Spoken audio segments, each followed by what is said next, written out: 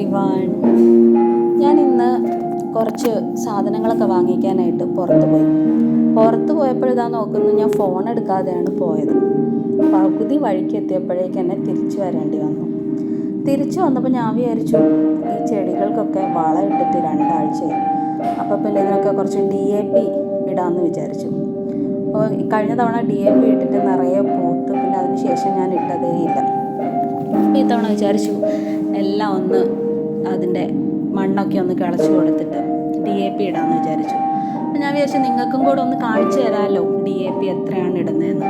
ഞാൻ DAP വാങ്ങിക്കാൻ പോയ സമയത്ത് അവിടെ വന്ന വേറൊരാൾ അവിടുത്തെ ആളുടെ അടുത്ത് ചോദിക്കുന്നുണ്ട്, അതായത് കടക്കാരൻ്റെ അടുത്ത് ചോദിക്കുന്ന കേട്ടു, DAP ഇത്ര വലുപ്പമുള്ള ചെടിക്ക് എത്ര ഇടണം, ഇത്ര വലുപ്പമുള്ള ചെടിക്ക് എത്ര ഇടണം. അപ്പം ഞാൻ ഓർത്തു പലർക്കും ഇതറിയില്ലല്ലോ, എനിക്കും നേരത്തെ അറിയില്ലായിരുന്നു.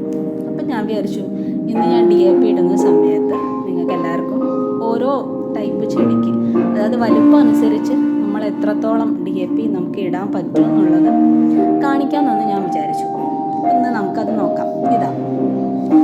ഞാൻ ഈ ചെടി കണ്ടല്ലോ, ഈ ചെടിക്ക് ഞാനിതാ ഇത്രയും 4 എണ്ണമാണ് ഇടുന്നത്. ചെറിയ ചെടിയല്ലേ, ഇതിനൊരു 4 എണ്ണം നമുക്ക് ഇട്ട് കൊടുക്കാം, കുഴപ്പമൊന്നും ഉണ്ടാവില്ല. കഴിഞ്ഞ തവണ ഞാൻ ഇട്ടപ്പം നിറയെ പൂത്തായിരുന്നു. അപ്പോൾ ഇത് വേറൊരു ചെടിയാണ്. അപ്പോൾ ഇതിൽ റോസാണിത്.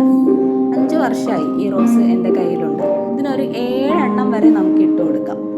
അപ്പോൾ കഴിഞ്ഞ തവണ ഞാനൊരു 8-9 എണ്ണം ഇട്ടായിരുന്നു, വലിയ കുഴപ്പമൊന്നും സംഭവിച്ചില്ല. ഈ തവണ നമുക്ക് 7 എണ്ണം ഇട്ട് കൊടുക്കാം.